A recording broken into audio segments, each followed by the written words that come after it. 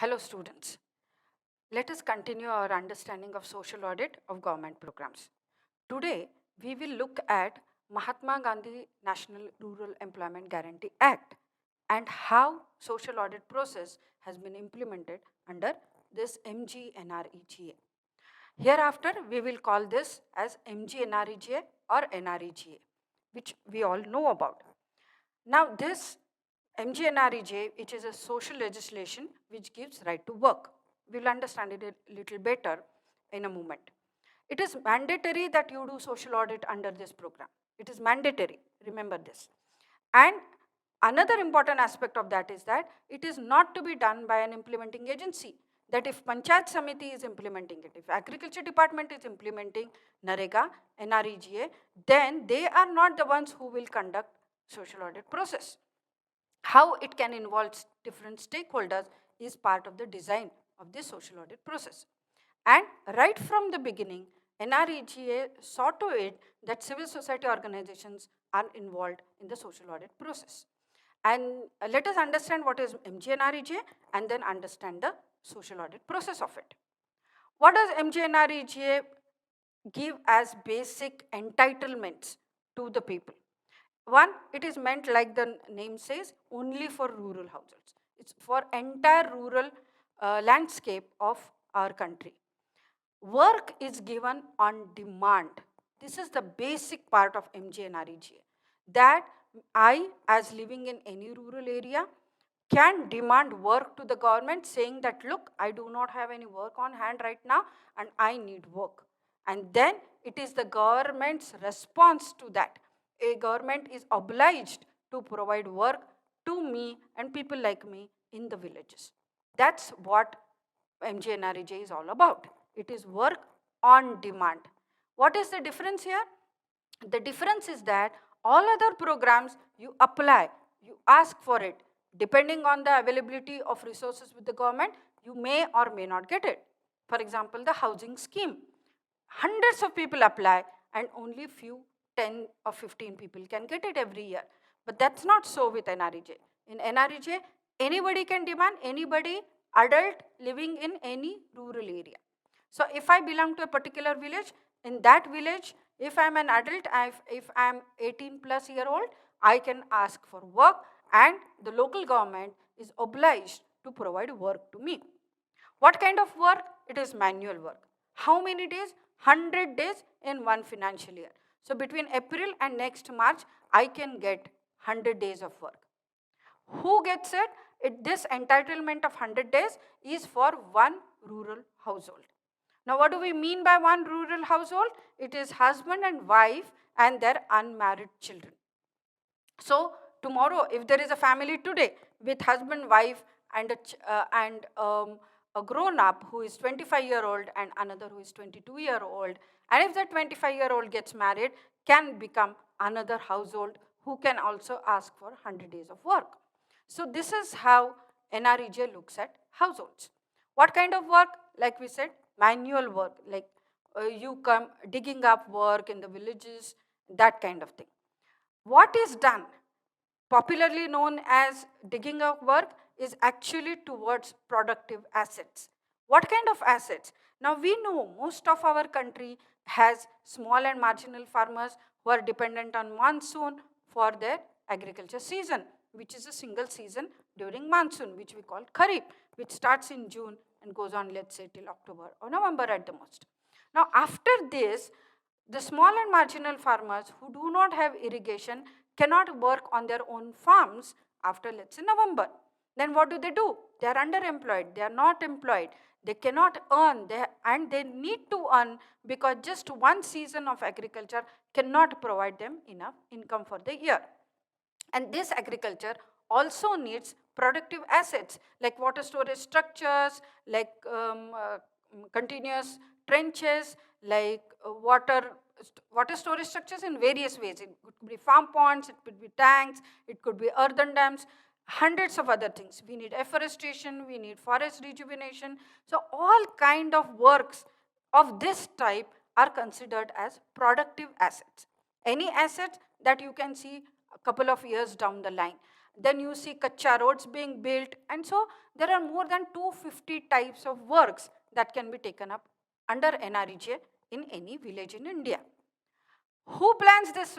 This is the best part of MJNREJ, that planning of these projects, whether there should be a kacha road, or whether it should be a well that should be built, or whether it should be a farm pond, or we want to do water storage structures, we want to do rejuvenation of wells, whatever you want to do has to be planned by the villagers.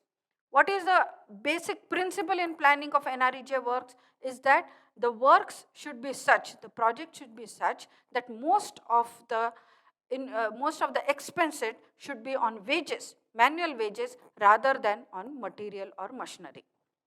That's the basic principle in designing works, by designing projects. Villages work as laborers, they plan the kind of projects that are to be implemented in the village, and it is piecework. So the amount of work I have done during the day as a laborer is what determines how much I will earn at the end of the day. And all these wages after calculation are put into your bank account. And there are some worksite facilities like you have in the industry, like there should be a creche if there are younger children there, there should be a first aid box, there should be shade if one wants to rest for a while, there should be drinking water facility, and with COVID, the COVID appropriate behavior related facilities should be made available at NREGA worksites. Now, why do we understand NREGA in a little bit of a depth? Because when we understand the social audit processes, we should see that whether these things are being implemented, are being made available to the villages in where NREJ is being used. Now let's see, what is the scope of this program? MJNREJ is a huge program. Last year you must have heard that earlier government had put 60,000 crores for 2021. But due to COVID, due to pandemic, they increased it to 1 lakh crore. And in spite of that, last year, MGNREGA has spent 1 lakh 11,000 crores on NREGA, on these works across the country. Now, this shows what kind of a huge, big program this is. And so, why social audit becomes very important. CAC does a regular audit of NREGA. There are several ways in which NREGA is always being audited and monitored very intensively, yet social audit is the process which gives the real edge to the program. And this here what we see is the total scope of the program, how many laborers are working, what kind of materials are being generated. This shows the scope of the program. Now, earlier in the lecture, we learned that governance has basically 3 aspects. Is the participatory part of it, and in NREJ, we see that in planning exercise and in the social audit in a more enhanced way. Accountability comes with social audit, and transparency. Now, this is one program which has all the data of all the years, of all the laborers, of all the villages right on their website. So this nrega.nic.in is a website which gives all the data pertaining to the implementation of this program, which in itself creates the basis for transparency. Because like we discussed earlier, transparency becomes the basis, because unless you have information in your hand, how can you hold anybody accountable? How can you participate in the process of holding anybody accountable? So NREJ provides very good amount of data and quite latest to that effect. I mean, you can get data of yesterday to a large extent, like 70% of the data that you see today will belong to what is happening till yesterday. So in that sense, it is quite latest, updated data. What were the ways in social audit that was being done? The first part that we had seen in early years of social NREJ. NREJ was tabled in 2005. It started on 2nd February 2006. After that, after a couple of years, it was rolled out all over India by 2008. By 2010, everybody started feeling that such a big program, so many thousands of crores being poured into it, what is happening to it? How do we understand? Lot of civil society organizations were working on it. So this idea of what in Maharashtra is called Chavdi Vachan is a public reading of documents. The NREJ website was not all that well during 2009 and 2010. It has improved over the years. But now what is happening is that you have these documents. Go to the department which runs, which implements, could be Panchayat Samiti, it could be Tehsil office, demand for the documents. Like what are the villages in which you have implemented NREJ? What were the projects that were implemented? Where are the muster rolls where all the laborers' attendance was taken? Where are the measurement books in which all the measurements of the work done and volume of work done by each laborer was done? Get all that documents. Get the bunch of those documents, go into the villages and just simply read it out. Read it out in a public place, sit there, maybe in the Gram Panchayat office, maybe under a tree, but read it out and let people say what is happening. My name is there as a laborer. Have I really worked? You can come up and say. You are the best judge of that. You can always say that, no, this work happened for 22 days. Why have they put 35 days there? So these kind of things can come up when you do this public reading of documents. People who were there, who have seen those projects being implemented, will definitely tell you what is happening on the ground. And from there, we can take the issue to the Panchayat Samiti and try and resolve the problems related to it. There was also this idea of a village labor committee, Dakshata Samiti, in each village where all the laborers will come together, understand what is happening, and will keep a watch, be alert about what is happening in terms of Narega projects in their village. Gram Sabha, of course, is there for all government programs, for all government interventions, for all government services to be a watchdog, to understand and to discuss and to deliberate on the type of implementation and the efficiency of implementation. Now, it was said that it should be done every 6 months, but it was not so. It was not being done every 6 months. It took time for it to gear up and plan its processes. So social audit earlier was not so regular. Documents have to be made available for scrutiny. Now, these documents from the Panchayat Samiti or whichever the government office has to be provided. If they are not provided on time, the social audit processes remains incomplete. Social audit process has another aspect which has said even in the earlier methods was that it should be done in the presence of villagers. Whether I am a laborer or not, I can be present there.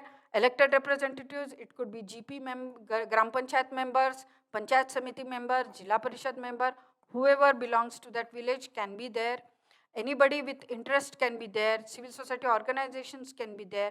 Government officials have to be there. It could be Gram Sevak, it could be Talati, it could be the Gram Rozgar Sevak, it could be the technical assistants in terms of Narega. They have to be there for the social audit process. So in the presence of all these essentially means that with participation of all of them, only then we can have a social audit process that is done smoothly and with all its rigor. Now, how do we do social audit? Now the social audit, as per central government, they have dictated that there should be a social audit directorate at each state level. This was essentially only for Narega. In last couple of years, now they have said that we will include other government programs, and this social audit directorate itself will do social audit processes for these other programs like say pension, ration, even for this or housing scheme Gharkul. For these two, social audit will be conducted and will be conducted by the same social audit directorate.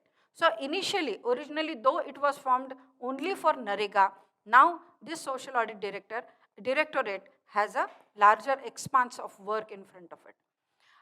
What does it do? So social audit doesn't have a huge set of people working with it.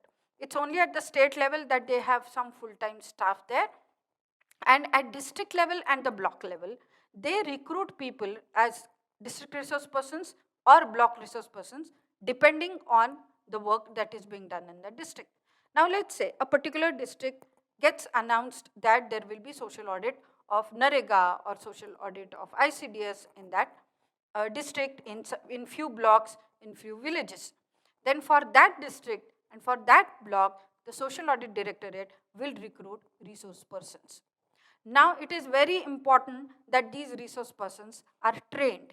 So what has government of Maharashtra done is that you have resource persons who are empaneled for entire Maharashtra, who have been trained for one whole month, and they get retrained every 8 to 10 months, so that they remain as a pool of resource persons available to you, that whenever a district or a block or a village is announced as being taken up for social audit process, then you can search into this pool of resource persons who have been trained by your own department to come up as resource persons in a particular district.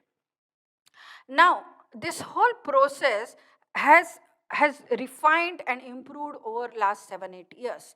It was in 2010 actually when Andhra Pradesh government was quite pioneer, was the initiator in terms of how social audit should be run. They were the first one to say that social audit cannot be done by the same implementing agency, because I'm the one who has implemented it. I cannot go and see how it has worked. I have vested interest in that. Neither can it be done only by the beneficiaries of the program. So who is the best to do a social audit is a neutral directorate, where you have people not from the government. Maybe there can be some people on deputation from the government, but it is better to recruit people from the open space, especially from civil society organizations who are acquainted with what is NREGA, who are acquainted with these welfare programs, and who have experience of implementing these programs in the villages, have seen it from a very close distance, can be the people who will run the social audit directorate. Andhra Pradesh started it, the United Andhra Pradesh started it, then Andhra Pradesh, Telangana have continued it, and till date, Andhra Pradesh has the best, most efficient social audit process in the country. All other states have started it. All other states are doing it, but at a different level of efficiency. Similarly with Maharashtra, we are doing it at a different level of efficiency, yet social audit process has found a place and it is being run across the country. And this because NREGA made it mandatory, that the whole process got a very good fillip, it got a very good momentum. So there is Gram Sabha, which is held at the Gram Panchayat level. So you have these village volunteers who will go into the villages, conduct the social audit program, given the defined process, defined formats. It will be conducted at the village level, and then there will be a Gram Sabha at the Gram Panchayat level. And it is very important to understand this, that this Gram Sabha is not presided over by the Sarpanch. It is not presided over by the president of the Gram Panchayat Council, but it is encouraged that it gets presided over by a laborer who has been working in that village as a laborer under Narega. So the idea that different perspectives should come to fore is seen in this kind of mechanisms, where we ensure that the rural elite do not rule the Gram Sabha, but the people who are part of it, who are the beneficiaries, are at the center of the way the Gram Sabha is conducted. And after this Gram Sabha, after things are resolved at Gram Sabha level, if at all things get resolved, whatever is unresolved is taken at the block level, where the block level officials and the block level elected representatives are present, and they will discuss and resolve the rest of the issues. If nothing gets done even at the block level, then it will go up to the district level, and the collector, deputy collector, CEO, deputy CEO, Jilla Parishad people, they all need to intervene and look into the matter. There could be some policy issues, that maybe wage payment is delayed across Maharashtra in most of the places. Then it is an issue at the state level which needs to be resolved, so that this complaint is resolved across Maharashtra and it is not pertaining to a particular village or a particular project or a particular block. If it is more at a state level, then the state level machinery, state level department will look into it and try to resolve the issue. So this is the whole process in which social audit in Narega is initiated. Now, next we will try and understand how actually the process gets implemented at the ground level. Thank you.